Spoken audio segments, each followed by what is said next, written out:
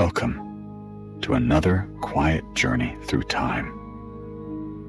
Tonight, we'll drift gently into the past, far back to the warm, cobbled streets of ancient Rome. You won't need to think too hard or remember anything. Just let the images form softly in your mind, like mist rising from warm bread. Settle into your pillow. Take a slow breath in and a longer breath out. Feel the day fade as we step into a morning long ago.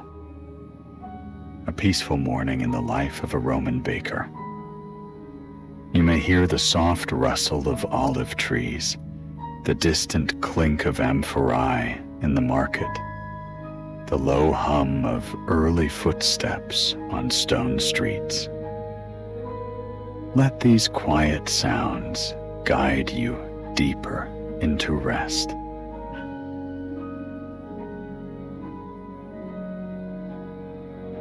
It's just before dawn. The streets of Rome are still mostly quiet, still cradled in shadow. But in a modest domus near the Forum, the baker is already awake. His name is Publius. Publius doesn't need an alarm. His body knows the rhythm of bread. He rises before the sun, as he has for many years, to the faint orange flicker of the oil lamp. It casts soft shadows across the stone walls of his home. He stretches slowly, slipping on a wool tunic. His sandals are worn but familiar. He lights another small oil lamp and pads through the narrow passageway to the small courtyard where the bread will be born. In the stillness, he listens.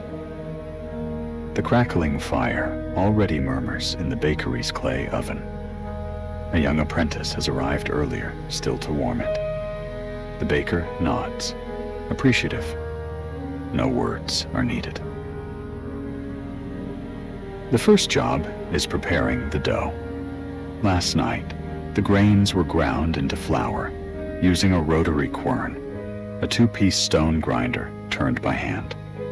Today, it's time to mix it. Water is fetched in clay jugs. Salt, a pinch of olive oil, and a sour starter, the ancestor of modern yeast, are gently combined. His hands know the dough. Kneading it is not work, but a slow meditation. The soft resistance, the rise of warmth, the scent that begins to lift from the flour. It all settles Publius deeper into the morning. Outside, a soft wind stirs fig leaves.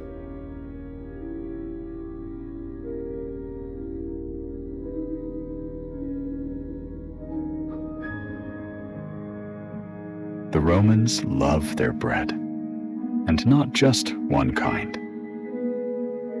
There is panis, quadratus, round loaves with ridged tops, perfect for sharing. There are flatbreads for quick snacks, and dark barley loaves for the poor. Wealthier customers may want honey-sweetened loaves, topped with poppy seeds or figs.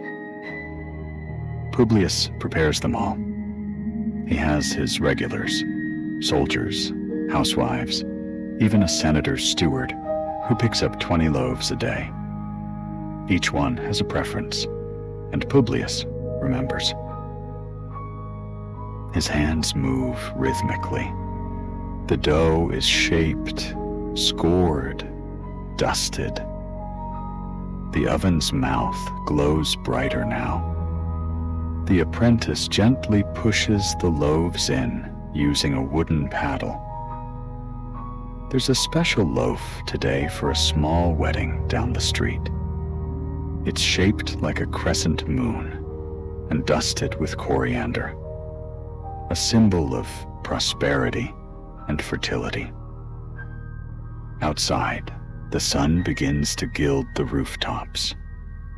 The city begins to murmur.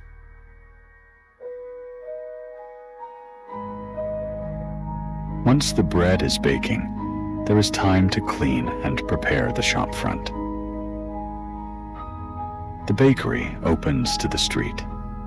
A wooden counter folds down, revealing warm baskets of fresh bread. The air is fragrant. Children pass by and smile. A nearby vendor calls out softly about his olives. Publius arranges the loaves with care. A coin jar is set near the edge. Customers come in with bronze coins, or with small tokens issued by wealthy patrons, a kind of food stipend. He greets them by name. Salve, Lucia. Good morning, Gaius. The exchanges are brief, but warm. Occasionally, someone barters. A small sack of dates, a wedge of cheese. Publius accepts these without fuss.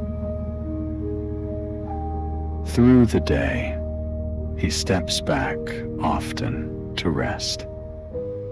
He sips watered wine. He watches the street.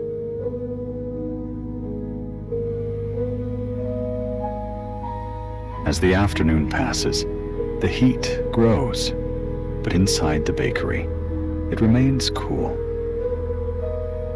Publius enjoys the quiet hum of the hours. Sometimes he'll step out and walk a bit, down to the fountain, maybe to buy a handful of almonds, or to speak with a fellow tradesman about grain prices. He's well respected, not rich, not poor, known and liked. He returns before long. There is still bread to make for the next day. The starter must be fed, the flour measured. Evening begins its slow descent. The apprentice sweeps the floor. The oven cools. The last loaf is sold. A neighbor stops by with a story. They sit quietly together. The story isn't important. The moment is. A dog barks once in the distance. A bell tolls near the temple. The wind picks up a little.